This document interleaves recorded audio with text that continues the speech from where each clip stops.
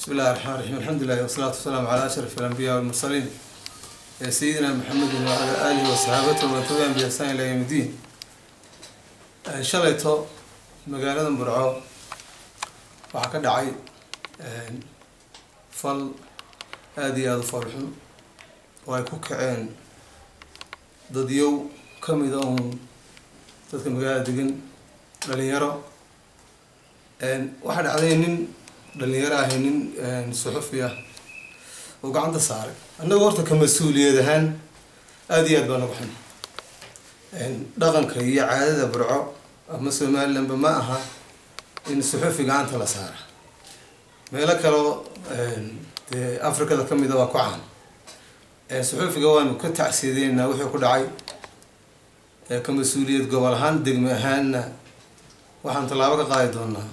ciddii falkaasi ku cadaato ayaan talaabo ka qaadi doonaa laamaha ammaanku amar bay ku haystaan inay daba galaan oo soo qabtaan ciddii ficilkaas ama falkaa ka dambeysay waanan si buuxdaan u cambaarayn kuma faraxsanin mana jeclin in suxufiyada ama suxufiyiinta wax la yeeleeyo kuma faraxsanin dabeecadda iyo dhaqankaygana ma aha haddii aan nahay reer Somaliland iyo haddii aan nahay reer Burcaba ma aha marka waxaan ku celcelinaynaa arrinkaas arrin fool xun arrin aad iyo aad fool xun ayuu ahaa dhicitaanka uu dhacay waa ka xunnahay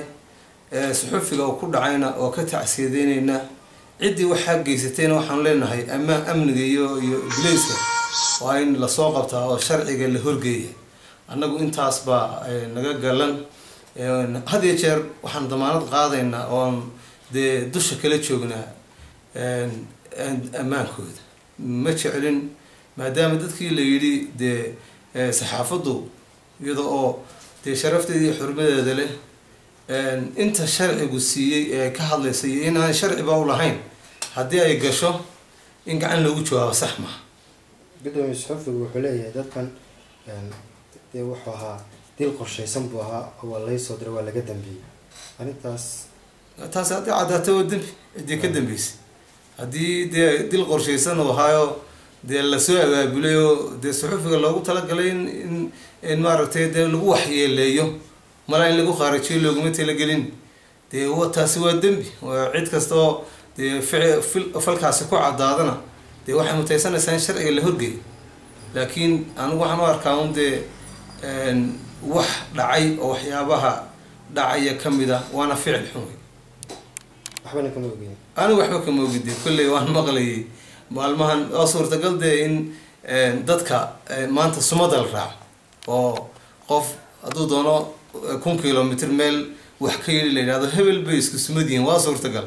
laakiin maxaa aniga iyo inamada suuqa isku laayay waxay isku laayay iyaga sheegdo iyaga la weydiinay laakiin uu ka mas'uul ahaan waa haddii ay ka soo yeedhay maaragtay suxufiga waxan ay ku dhaceen waxaan oran karnaa dheriga baa la kuleylka karka ka keenay dhibaatada ku dhacday in baa laga yaabaa isaga laftiisa wax badan oo aanu maaragtay justification u haysan in ay ka keento laakiin uu malayn maayo isaga laftiisu hadduu si sax ah u fikiro marka xanuunkan waxaan ka keenay laga tago inaan oranaynin maaragtay mas'uul hebel ama maayir muraad baa ka dambeeyay isaga laftiisu inaan waayo justification baa looga baahan yahay qofku haddii la eedeeyo mas'uul qaran waxaa lagu eedeynaya in la caddeeyo oo dalku maxkamad iyo sharci iyo shuruuc buu leeyahay maanta haddii la eedeeyo in mas'uul ah oo la yidhaha waxaas u sameeyey waxa xaq loogu leeyahay qofkii waxa maaragtay keenay in la yidhaha caddee lama sharcigu xaq bay ku leeyahay in isagana xuquuqdiisa ka maqan raadiyaan iyo ciddii wax u geystay raadiyaan asaguna cidda uu sharafteeda iyo maaragtay milkiheeda meel kaga dhacay lagu yidhaahdo waxaan aad idaacadaha ka sheegtay ama lagaa maqlay caddayn lagu leeyahay xaq baa loogu leeyahay laakiin annagu dul baan u leenahay intaas iyo ina badan oo ka horreeyay oo